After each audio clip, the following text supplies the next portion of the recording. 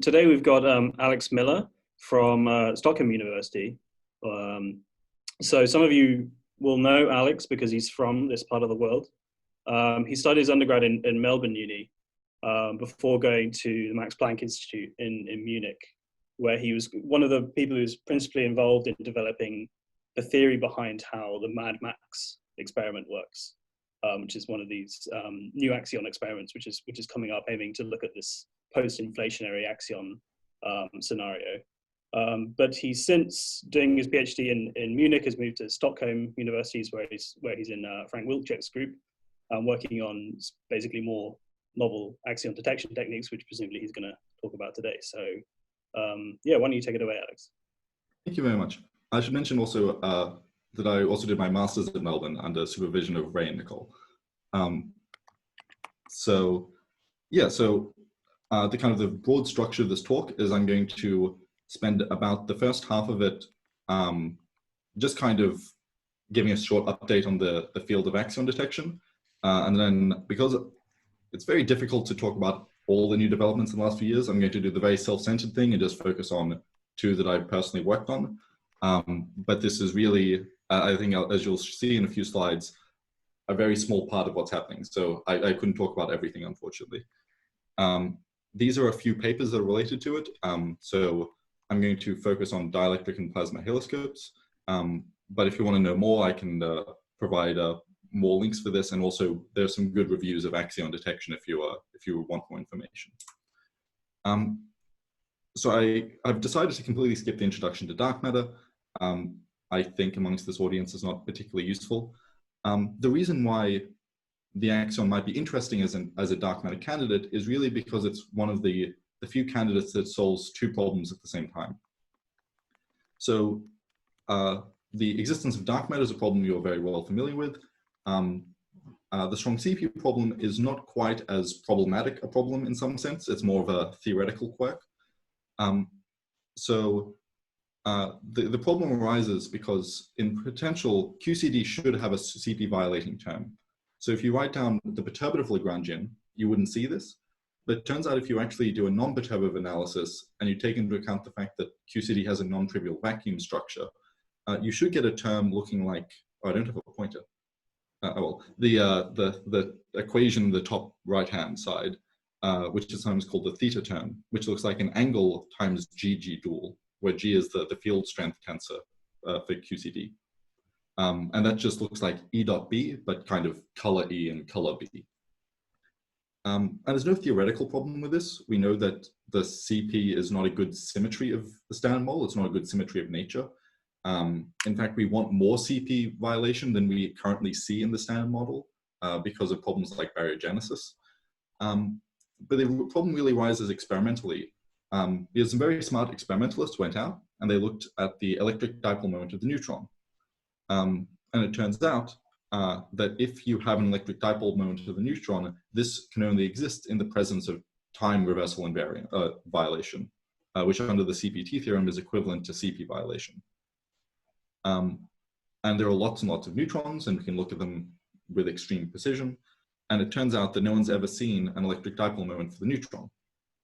And actually, if this theta term existed, it would give a very close to maximal neutron electric dipole moment. So if you put in an order 1 number for theta, you get an almost maximal charge separation in, say, a neutron.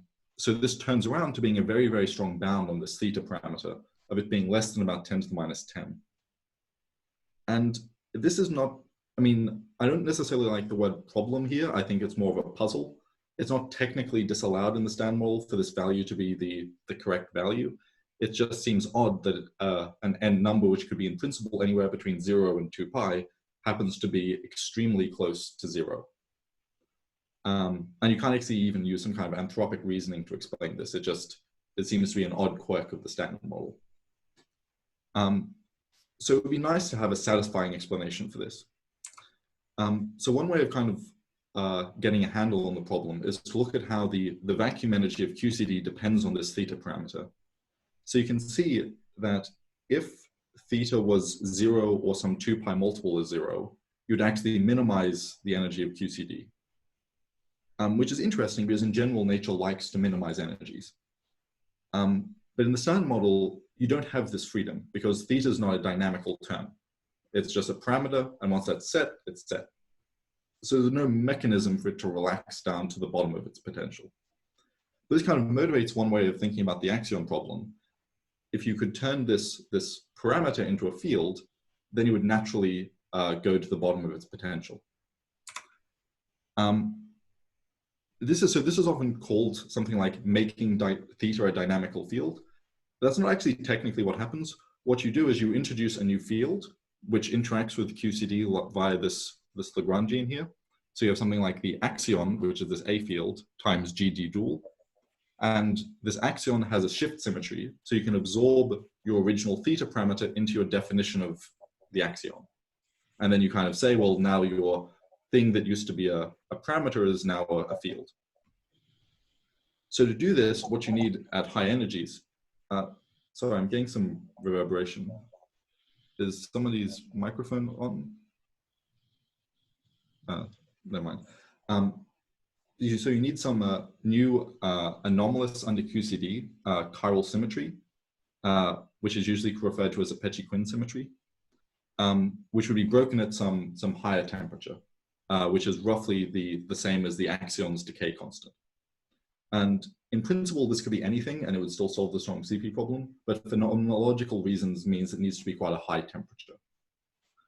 So the axion itself is a kind of an angular degree of freedom, which is left unbroken after this initial symmetry breaking. So you break down to this kind of classical wine bottle potential, and the axion is the flat direction that's left over.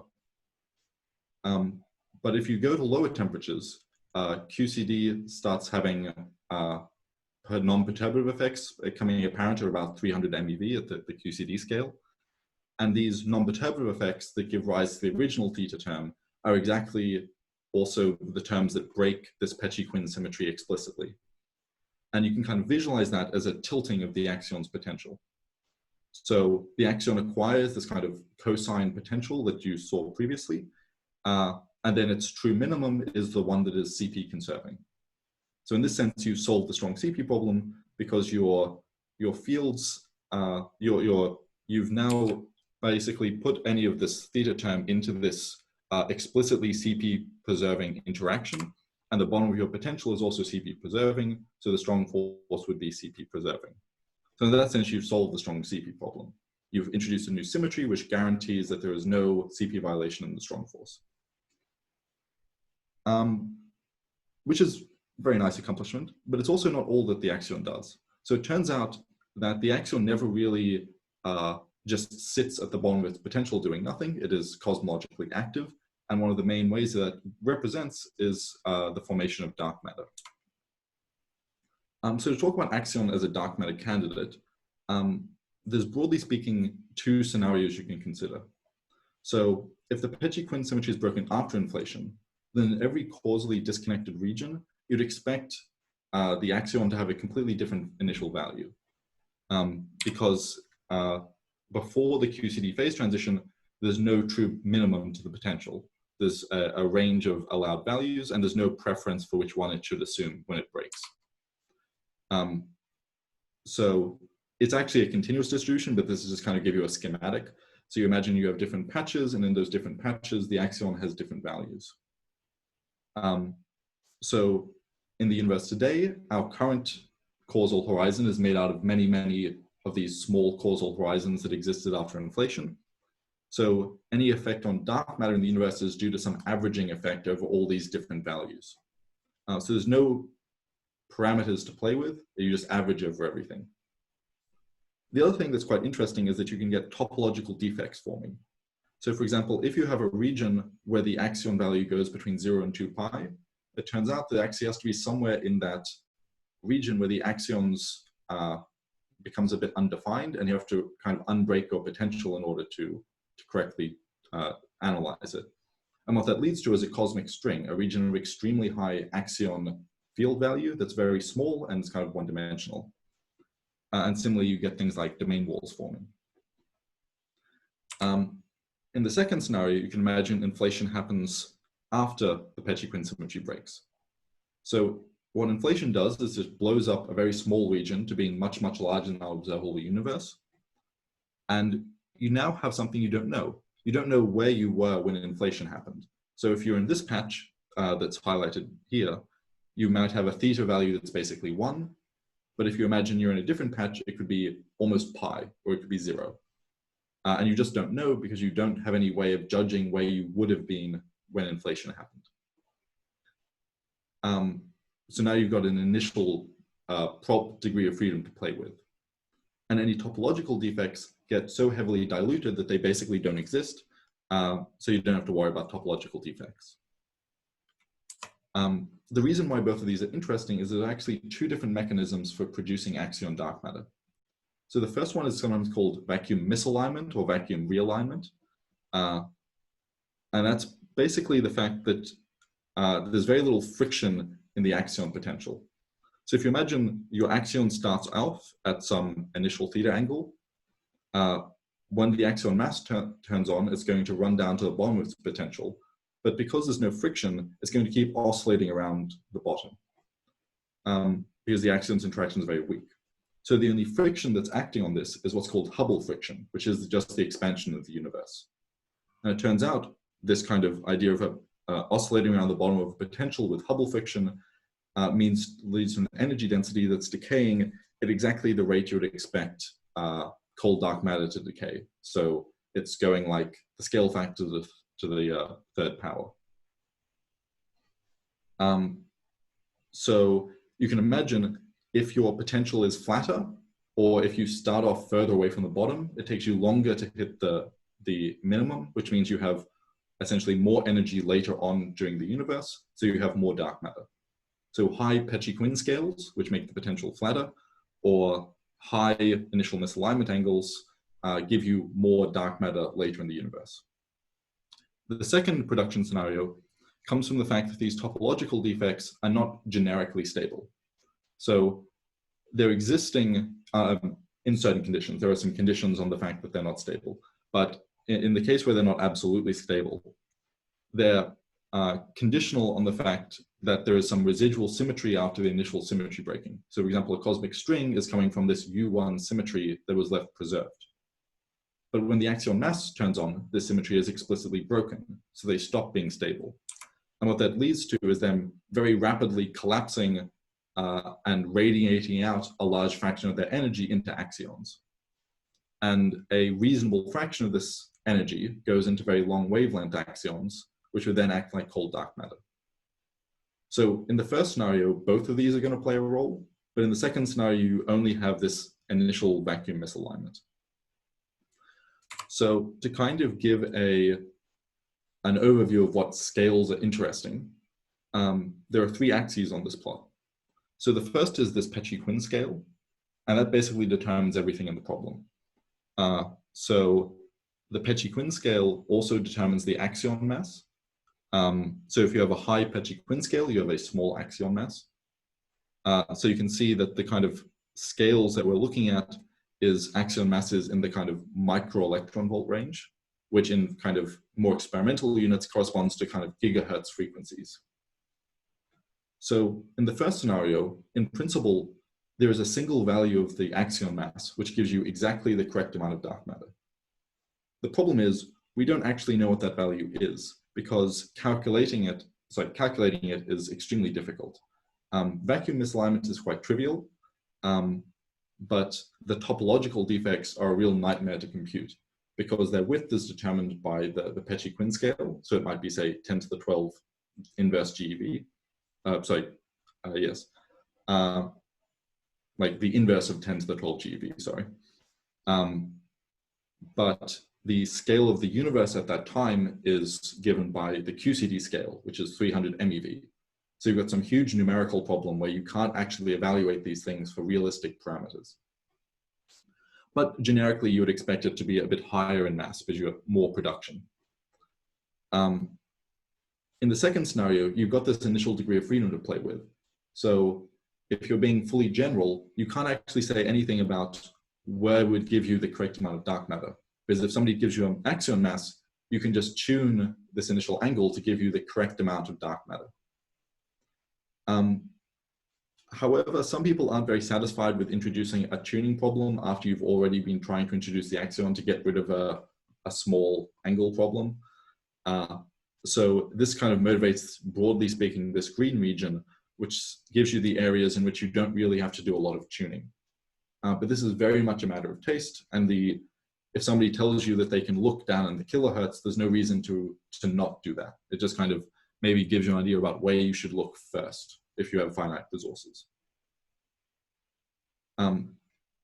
So one of the reasons why this is so interesting is because axions as a dark matter candidate are just very much not WIMPs. So they kind of very nicely illustrate the two different classical limits of quantum field theory. WIMPs are very heavy, so there's maybe 0.3 GeV per cubic centimeter of dark matter locally on Earth. So if you have 100 GeV WIMP, you only expect one of those every few hundred cubic centimeters. But the axion's 15 orders of magnitude lighter, which means now inside that same 1 centimeter cubed region, you would expect some huge number of them. But it also means that the de Broglie wavelength is much larger. So together this leads to a hugely degenerate system, which behaves exactly like a classical field. And you would expect generically that an experiment that's looking for kind of billiard balls scattering off other billiard balls is not going to be sensitive to a classical field and vice versa. So you need dedicated experiments to look for the axion, because except in a couple of limiting cases, you're really not going to see it in a WIMP experiment. So hopefully now that's kind of motivated that axions are something which are interesting and they require kind of dedicated thinking to how to search for them. But how do you actually do that? So there are a number of axion couplings to the Standard Model, but for this talk, I'm mostly just going to focus on this coupling to electromagnetism, because that's something which we know how to play with very well. I mean, almost all of our technology is based around playing with electromagnetism in some way. So the axions would interact with photons through an anomalous coupling, similarly to how they interact with gluons. So you see the same FF joule structure, and you can just read that as E dot B. So the axion interacts with E dot B. And something that's very nice is that it's an almost one parameter theory for the QCD axion. So the axion mass is determined by the Peccei-Quinn scale, and the coupling is determined by the Peccei-Quinn scale. Where the only kind of uncertainty is some mostly order 1 model dependent number. So this CA gamma. And that's really just telling you that you don't know what fermions are running through the loop in this anomalous triangle, because it depends on the exact model building that leads to the Peccei-Quinn symmetry in the first place. But at least that gives you a goal. You've got a coupling and you know roughly where to look.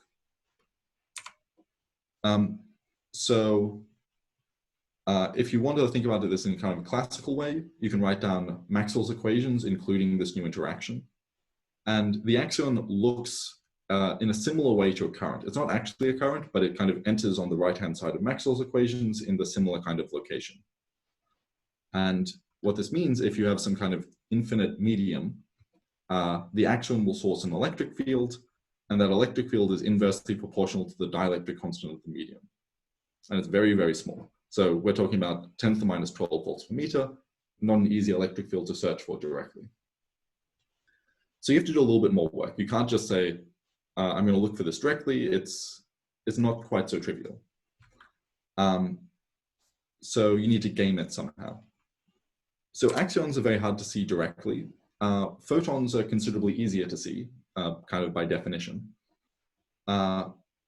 So you can think about trying to convert axions to photons and then detecting those photons. You can think about this basically just at lowest order as the decay constant, or sorry, the inverse lifetime of axions going to photons is just given by the square of the matrix element of the interaction.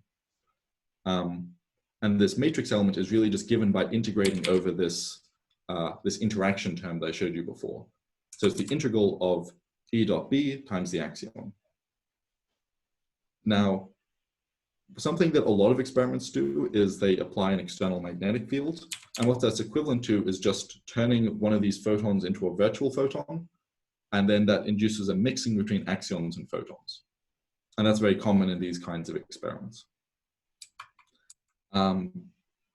So then the question is really then, assuming your magnetic field is relatively uniform, how do I make my axion wave function and my photon wave function overlap in some way? To convince you that you need to do some work, if you just have an infinite magnetic field in vacuum, there's never any conversion between axions and photons. And that's exactly just because the axion has a mass and the photon doesn't have a mass. So conservation of momentum tells you that they're never going to turn into each other. And how this represents in this overlap integral picture is that this is an oscillatory integral, so it vanishes if you take some infinite limit. So one avenue to try and get around this is to modify the free photon wave function. You no longer want the photon to look like a plane wave. This is exactly the kind of approach that the traditional experiments have used. So the original version of this is something called a cavity haloscope, or sometimes a CPPC haloscope. And this is quite an old idea. It comes from the early 80s. And the idea is, if I introduce a cavity, then inside the cavity, my photon wave function isn't a plane wave. It's whatever the mode of the cavity is. So if this mode has a good overlap with the axion, then I can convert axions to photons. In other words, you've broken translation invariance, so your photon eigenstate is no longer a momentum eigenstate. So this is kind of very pictorial way of thinking about cavities. So this is what people have done. You build a cavity that's at the scale of the axion's Compton wavelength. So you get some very nice increase in your signal for the narrow resonance around some cavity mode. And it turns out that all of these experiments, you need some reasonably large volume in order to get a reasonable amount of power. So the larger your volume, the more energy you have stored in some magnetic field, and the more energy you can extract from your system. And this is a problem in two ways. Well, this is a problem in one way. The first point is also a problem in the other way. If you want to go to high axion masses, your volume is going to start shrinking very quickly, because the Compton wavelength is proportional to the mass, and then the volume is roughly proportional to the third power of the Compton wavelength. So as you go to high masses, these cavities start becoming very, very small, and you don't get very much power out of them. Similarly, if you try and go in the other direction, you notice that you're limited by the axion's Compton wavelength. So if you get larger than, say, a few meters, it becomes very, very difficult to build a magnetic field that's strong and multiple meters across.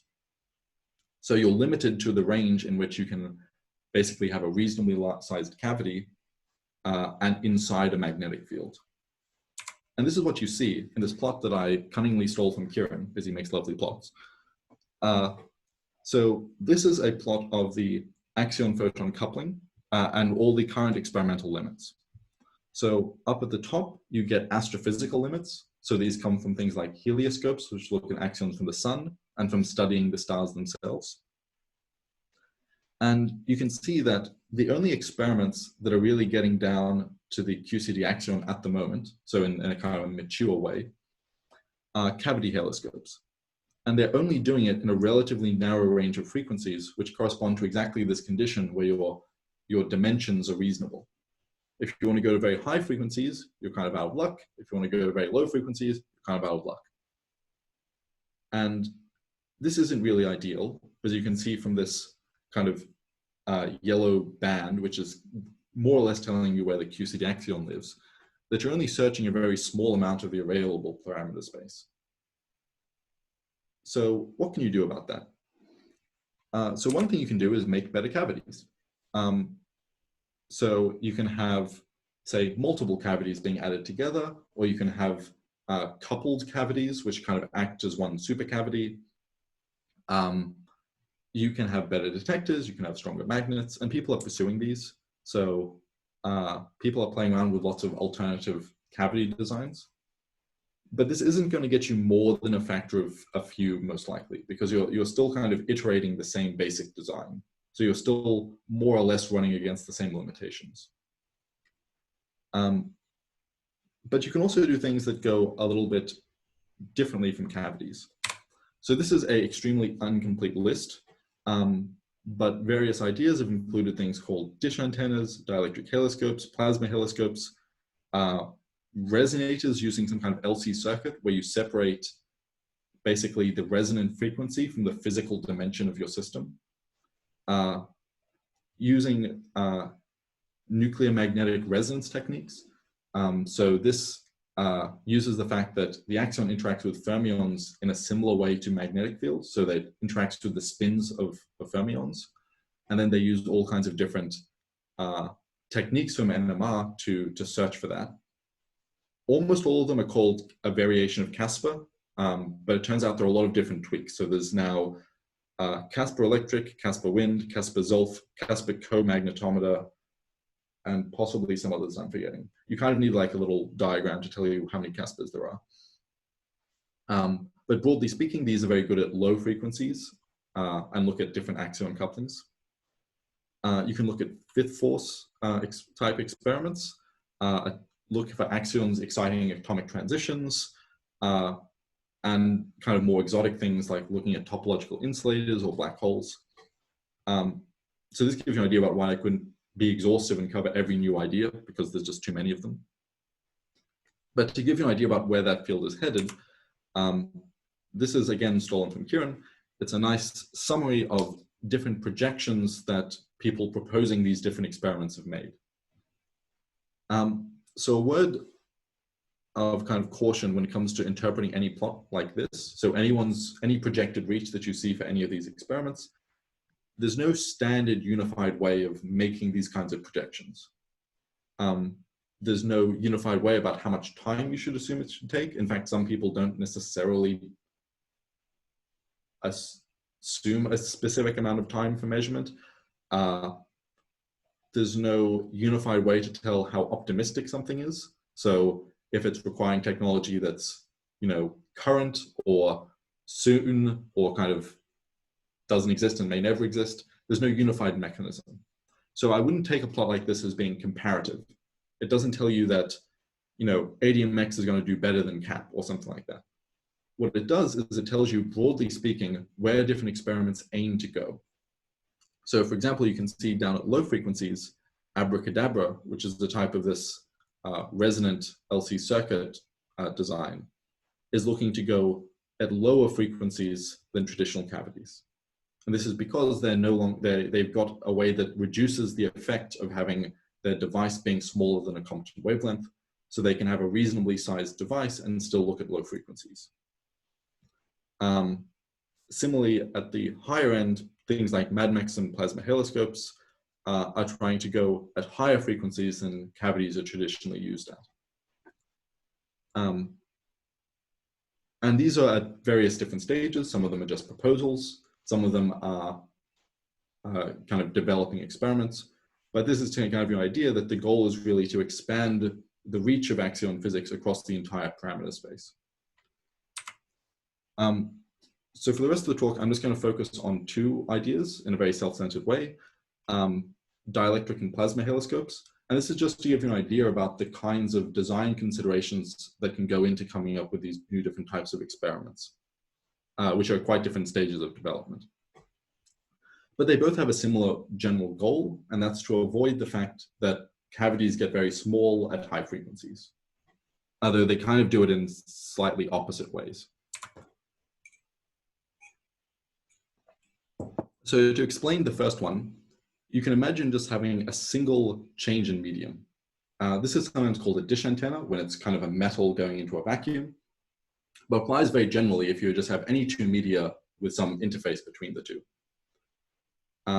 So the axion-induced electric field that I showed you before, this depends on the medium. So if I change my media, this axion-induced electric field instantaneously changes. And if you remember your kind of second year electromagnetism, which I did not necessarily do when I first looked at this, you notice that the parallel ENH fields across any interface have to be conserved.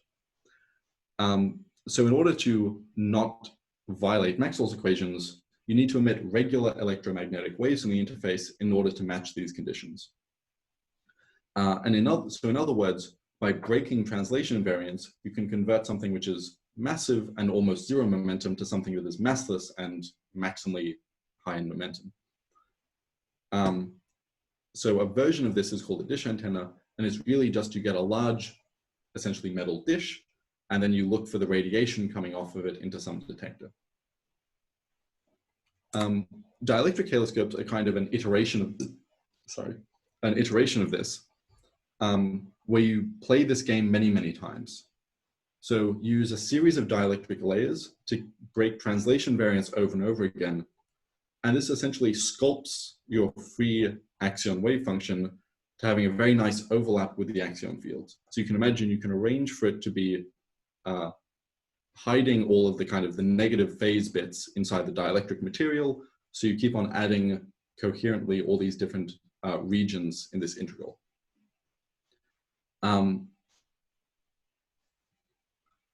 So what this essentially does is that at every interface, you're going to have electromagnetic waves being generated, and then those are going to kind of reflect and transmit throughout the system until they finally exit.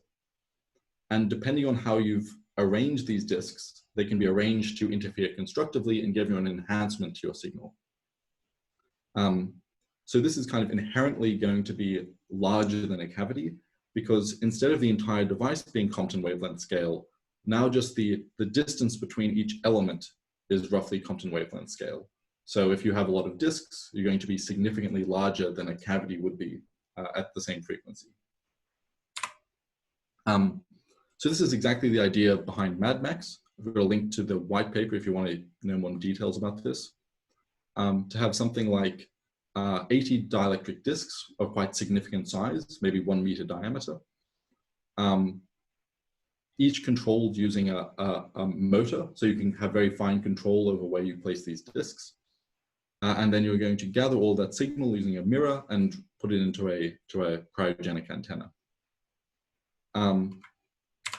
So MADMAX is one of the more developing ideas. So it's already had quite a lot of work done with a small scale prototype. Actually, one of the first experimentalists who did his PhD on this has just finished his PhD. So this is in some sense a fairly mature idea at this point. There's now an international collaboration that's trying to realize it. But this gives you one idea of a new mechanism. Oh, sorry. Thought I heard someone. But this gives you one potential avenue in order to go into higher frequencies than traditional cavities would go. So we also talk about a more recent idea that came out last year, and that's to take a slightly different approach. So dielectric haloscopes are kind of the logical extreme of breaking translation variance. You're playing the same game of breaking translation variance over and over again in order to allow for Axion-photon conversion. But in principle, you don't actually need to break translation invariance. If the axion and the photon both had the same mass, then they would conserve momentum and energy at the same time, even in an infinite homogeneous medium. So you could convert between the two without any penalty. So this doesn't happen in vacuum, but it can happen in a medium which gives the photon a mass. So not worrying about the axion's velocity at this point. You can just see again from this expression for the Axion-induced electric field that if this dielectric constant was 0, then you'd expect this to blow up. So you'd expect a resonance occurring in the limit where this dielectric constant is very small. And if you think about the photon having a mass, that's exactly a plasma. A plasma is a system where the photon has an effective mass, and that effective mass is the plasma frequency. And you can see if you put in, this is just the Drude model of a plasma, that I put in for this dielectric constant, that if the axion frequency matches the plasma frequency of the system, you get a resonance occurring. And this resonance is only limited by the loss rate of the medium, which is essentially just the lifetime of the photon inside this medium. So I should hurry up. In principle, you should solve this in a finite system because experiments are finite. And what you see is exactly what you would expect. If your system is large enough, you have a region that looks like a homogeneous medium, and you can gain and produce much more electric field as if you're matching your axion mass to the plasma frequency, and you get exactly a resonance occurring in that condition. Unlike a cavity, it's not a geometrical consideration, it's just matching the axion frequency with the plasma frequency.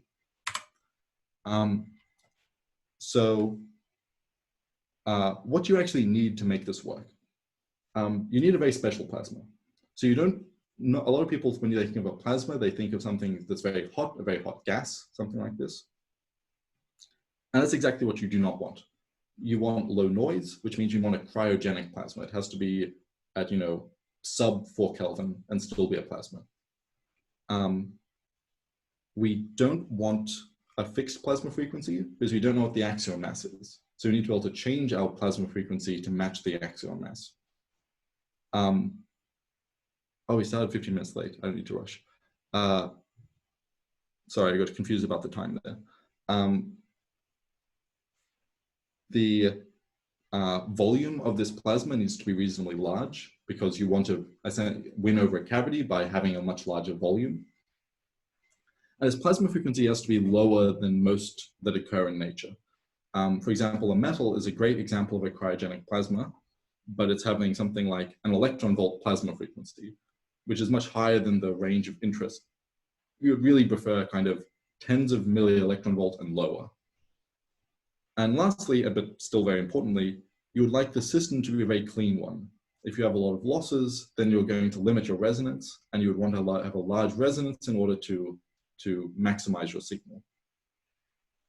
So one potential option that has all of these properties, we believe, is something called a thin wire metamaterial. So this is actually one of the first metamaterials ever proposed, and it's just literally a series of very, very thin wires put out in some regular pattern. So the reason why this is interesting is that the plasma frequency is determined by just two factors. You have the effective number density of electrons and the effective mass of the electrons. So the number density of electrons is obviously going to change when most of your system is empty space, but also the effective mass of the electron is going to change. That's because if you can imagine you're trying to move an electron in one of these wires, then it's going to generate a magnetic field, and that magnetic field is going to move an electron in one of the other wires. So you get some mutual inductance between all of the electrons in all of the wires. And that means that you essentially, to move an electron, you start having to generate some collective oscillation of all of the electrons, and that gives you an effective plasma, an effective mass. In this diagram, I've put them being the same, like the same spatial distance in each direction, but that's not actually a requirement of the system. It works perfectly well if the, A and say there's B and B is different from A. So altogether, what you very nicely see is that the actual number density of the electrons in the wires, the details of the wires, don't actually matter. The only thing that matters is geometric considerations.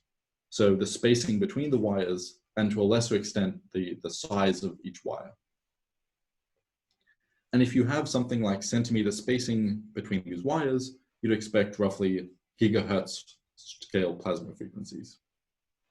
And something that's very nice is that because it depends on the spacing, you can tune it by changing the spacing. So you have a plasma frequency which is low and tunable. And also this exists perfectly well at low frequencies, sorry, low temperatures, because it's just metal. So it seems to hit a lot of the key points of a plasma you would require. So this is the kind of setup you can imagine in very schematic terms. You have some series of wires that form your plasma frequency, your plasma medium. And if the axion exists and it matches the plasma frequency, you generate some electric field, which you then try and read out with an antenna and put into some kind of low noise amplifier. This is the kind of the basic setup. This amplifier is also very schematic. You need something more complicated than this. The reason why is that there are a little bit of a limitation on how you can extract power from the system. So on resonance, if you look at this dielectric constant, you notice that it becomes purely imaginary on resonance. So the refractive index is imaginary, which means that there is some loss to your system. And what that means is that if you imagine you're propagating fields through it, they're going to decay with some scale that's given by essentially the refractive index, which is directly related to this loss, and so the quality factor. So if you have a very lossy medium, it's hard to extract power very far away, which means that you need to have antennas inside your system in order to extract the power efficiently. So if you have a low quality factor, you need to be sampling from inside the system as well as on the edges, which is a bit more tricky in an engineering sense.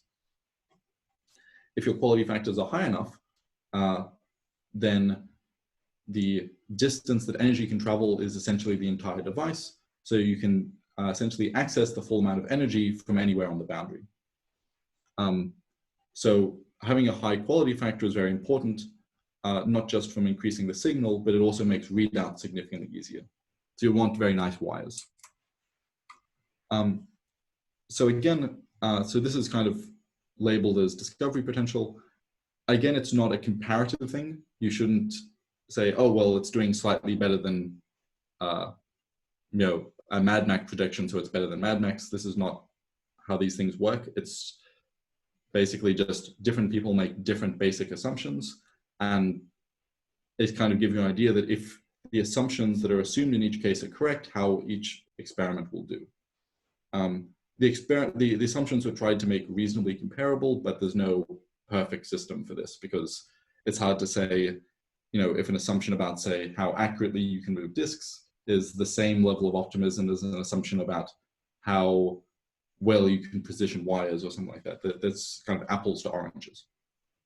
But you can see that both methods are very effective in this high mass parameter space where it becomes extremely difficult to build cavities. It's not saying that cavities can't work here. For example, organ is an experiment that's aiming to go into this region, but you're in the area where cavities are becoming more and more difficult, so you need better and better cavities in order to overcome this.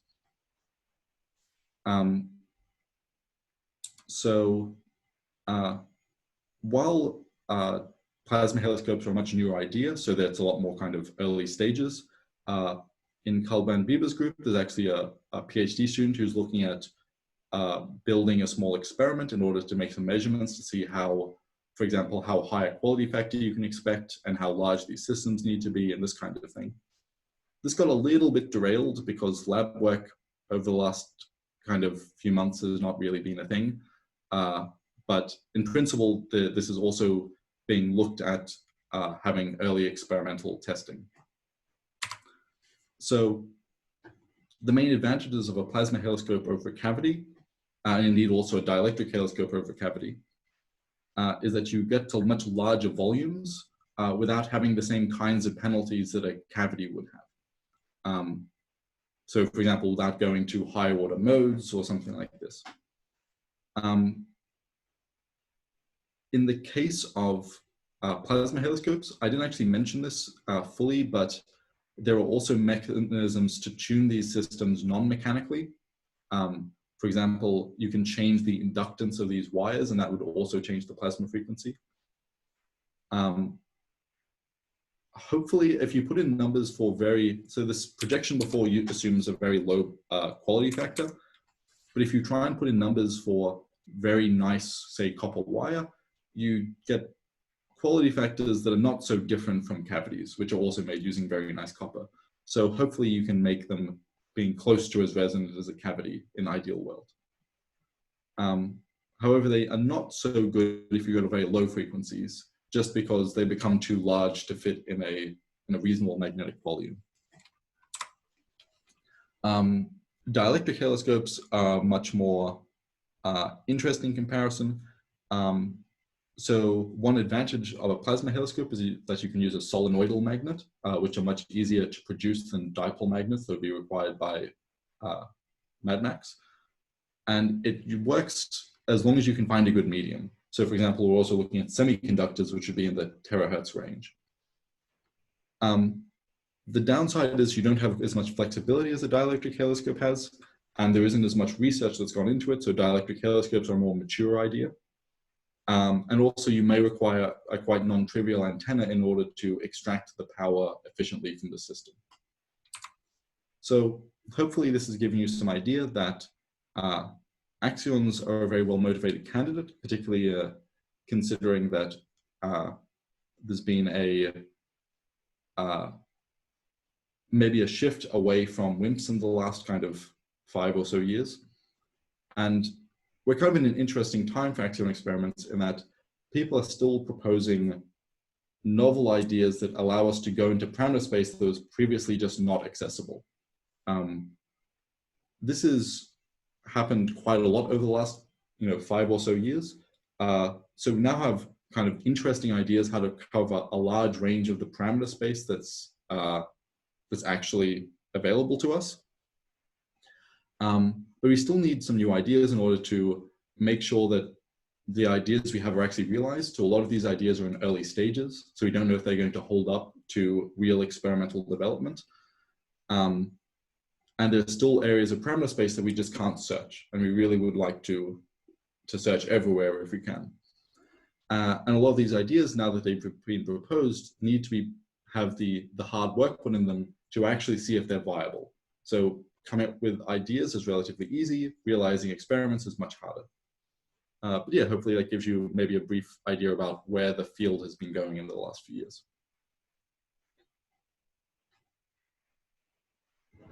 Great. Thank you, Alex, for that really interesting and very clear talk. Do we have questions for Alex about anything that he spoke about? Michael? Hi, Alex. Mike Tobar here. I'll just say, yeah, good talk as usual. I'll just say at the higher frequencies, where you have your plasma detector, if we can develop a single photon counter, we will reach the model bands. So then it's, because the signal to noise will be very good, because basically a single photon counter is a QND measurement.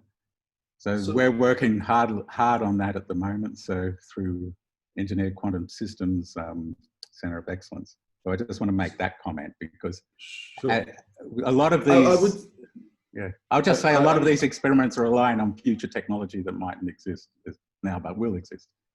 I absolutely agree. I'm not saying that cavities cannot go into that parameter space. It just, you have to do more and more work to get to the same point. So I would also say that these new ideas, if they do get realized, they also benefit from those technologies. So you're essentially using better detection technology is about lowering the noise. These ideas are about increasing the signal. If you can do both, then you win the most. But if you can win in either of those enough, then you still get to the same point. So I don't think that there's no chance of cavities going here. It's just interesting to explore what other mechanisms, especially when if you want to consider even like the higher and higher in frequency you go, the more important it is. So say you can push cavities to a similar level, but if you want to go even higher, you don't have a lot of growing room. Whereas, for example, if I put in numbers for a dielectric haloscope with single photon counting, you can go to potentially even higher frequencies if you can solve certain mechanical issues. So I don't think that these are exclusionary ways of thinking. I agree 100%. I also feel, as a bad collaborator, I forgot to mention that this interaction with plasmas is also very interesting astrophysically, and you should read particularly Kieran's, mostly Kieran's recent paper looking at this with the EXO. Thanks for that plug. Do we have any other questions for Alex? You can just go ahead and ask.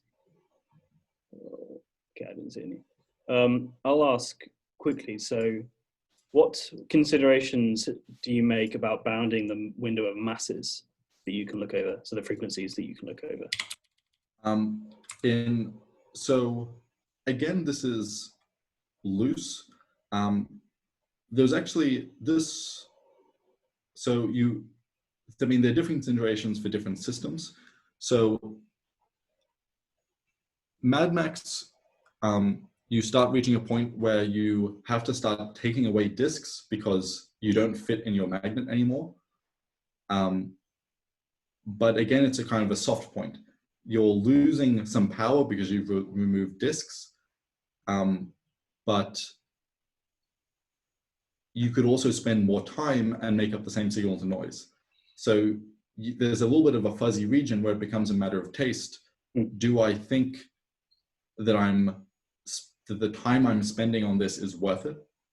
And if so the reason why MADMAX stops there is basically that's more or less, I mean, it stops exactly at that point in this plot because that's where call task projection was. And then the logic was, well, it's not really worth spending the time if this other experiment's going to be there. At the high end of MADMAX, you start running into two issues. One of them is the physical spacing between disks. There is some minimum spacing that just mechanically you will have trouble going beyond. But again, this is not a hard and fast rule, it's an engineering problem. And you also run into the fact that at very high frequencies, you start needing, the de Broglie wavelength starts becoming comparable to the transverse size of the disks that's being assumed. And then you start getting different effects happening.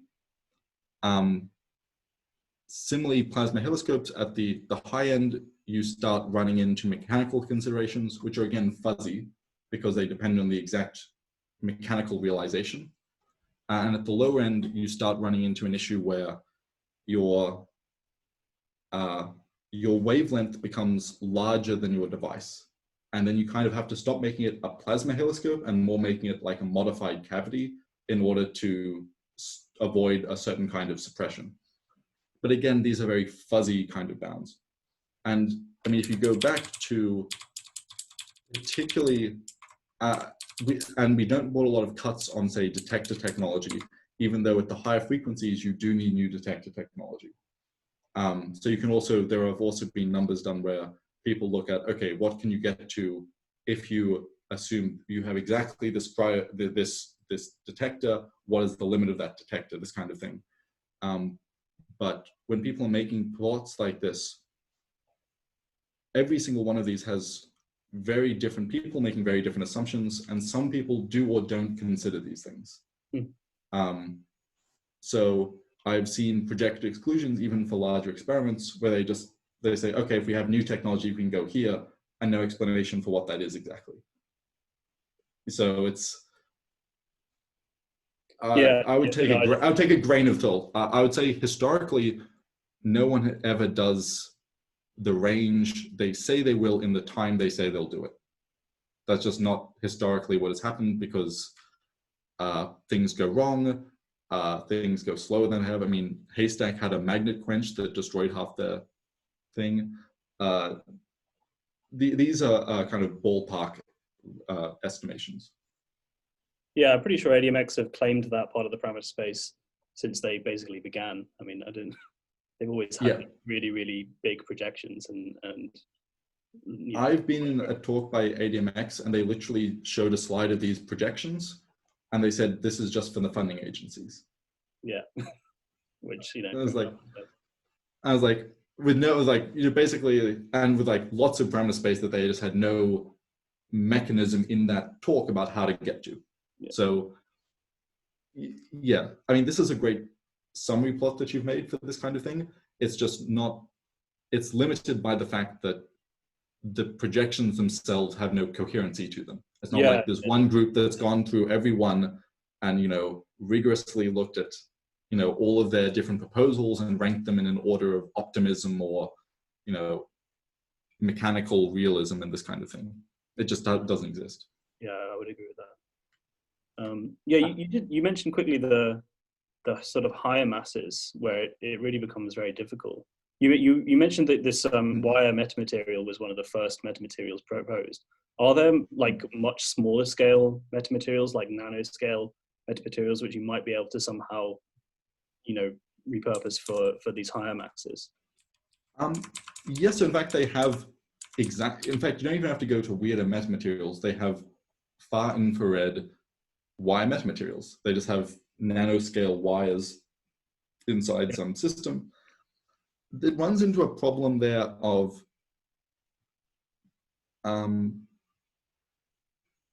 there you really cannot tune mechanically because it's just too small. So you really need to be thinking about a different tuning system.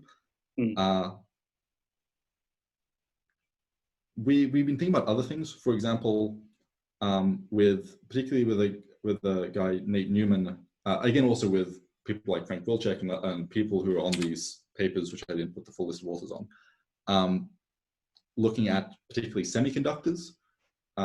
So this is something we're looking into because it turns out that semiconductors can have, go back to this big plot. Semiconductors can have plasma frequencies in the range of kind of terahertz, which is around the 10 to the minus 2 EV range, which is again at these higher frequencies. At the moment, I'm trying to put in the numbers to work out how good your semiconductor has to be to get a reasonable signal to noise. Here, the reason why this region kind of around the terahertz range is so challenging, or kind of hundreds of, maybe 100 gigahertz to, tens of terahertz is so challenging, is because you're at the borderline between two different technologies. So low frequencies, electronics work really, really well. You have great, linear amplifiers that work fantastically. At higher frequencies, when you get, EV scale and above, optics is very useful. You have really good single photon counters that have nice low dark counts, and they have very good efficiency. This regime is where both kind of start becoming bad. So you don't have enough energy to make a very good single photon counter yet. People are working on these, but it's harder. You have a bit too high frequency to make as good linear amplification. It starts becoming a real problem area. So people are working on this region, but it's kind of one of the hardest for a number of reasons, both technologically and then also just the same considerations that go into these detectors also go into realizing a device. How do you make something that's working at high frequencies, but also very large?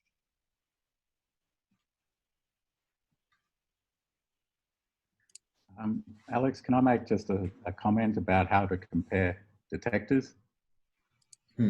It's just, we could follow the same path as gravitational wave detectors. I've already thought about this. So when we compare detectors, we can use a spectral strain. They use spectral strain sensitivity, and that assumes nothing about the signal. It's just about the sensitivity and noise in the detector. We can do something similar. I've already thought about that and put it in one paper. And that's how you used to compare resonant bars to broadband detectors like LIGO. And then when you look at the signal, then the signal that just gives the noise in it. So that's a way that can be done. Yeah. So I agree you can in principle compare that. The problem is I find the assumptions that go into these projections are so different that it's hard to compare it in a fair way. But this would be fair because there would be no assumptions. But I mean, people are assuming something about the detector technology. Some people are assuming quantum limited. Some people are assuming not quantum limited. Some people are, I'm saying I'm totally experimental. You can do this experimentally. That's all. I think once you have an experiment, you can. A lot of these aren't at the stage of an experiment yet. So. Oh yeah, well yeah, then you can make anything up. That's the problem. So these are theoretical proposals for experiments. So, it's very hard to compare when you say, okay, we've got this theoretical idea over here and this one over here. How good or bad is one of them? It's very difficult.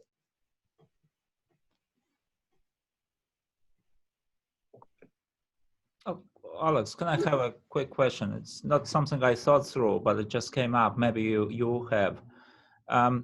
Look, all these techniques in principle can be applied also to a hypothetical scalar particle, which couples to You know, the F squared, not FF dual?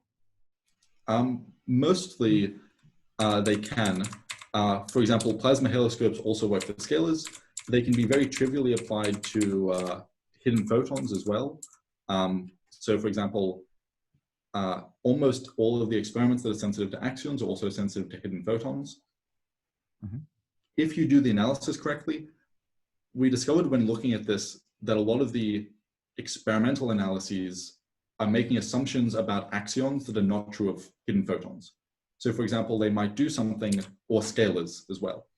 They might do something like turning off the magnetic field and seeing if the signal vanishes, which would be a great way to tell us something's an axion, but it's a terrible way to tell us something is a hidden photon, because hidden photons don't require a magnetic field to do this. So in principle, all of these techniques also work for hidden photons and scalars, but you sometimes have to be careful about reinterpreting a specific experiment properly. It would actually be quite nice if the experimental collaborations themselves did these analyses, because if you just have the results and you don't have all the details of the method, there are certain things which you just can't extract. But in principle, all these techniques, so what, I'm not sure. Oh, yeah, sorry. I'm thinking about, for example, dilaton and axion coupling, for example. Well, what would happen in this situation? I have not considered both couplings at the same time. They would have to be they'd have to end up to be fairly similar in strength. Otherwise, I think you would just basically get one or the other. But in principle, if they're really very similar in order, you could get some interesting mixed effect occurring. I think that the dilaton changes fundamental constants as far as I know. It oscillates fundamental constants. Is that right? That's how people try. Dilaton couples to F squared, which is coupled to the fine structure constant. You know, yeah, so people are look for signals in clocks and other things that might have effect and used to measure. Victor was on before. He's done a lot of work in that area. Yeah, I think it would depend. A lot of the experiments that are sensitive to a dilaton-like system would not be necessarily sensitive to an axion-style coupling in the same way. Yes. So I'd expect it not to be so different from having either or. You'd have to be, I think it would require a very special circumstance where both had the same level of effect and they both interacted with the system in a similar enough way to give some kind of interesting mixed effect. But it's not something I've looked into, so there could be a scenario in which both were important at the same time, but I would generically expect them to not talk to each other too much. Mm-hmm. Yeah, I mean, in general, for example, in supersymmetric theories, if you're going to the theory side too much, they come up together usually. Now, of course, you have to tweak the theory such that both are massless, you know, or very light and things like that. But you know, in principle, you would expect that kind of situation happen. Yeah, I think I need to look at it a little bit more to be sure, but yeah. Okay, so I think probably this is a good time to maybe stop the recording and allow people to kind of filter away if they want, and then I guess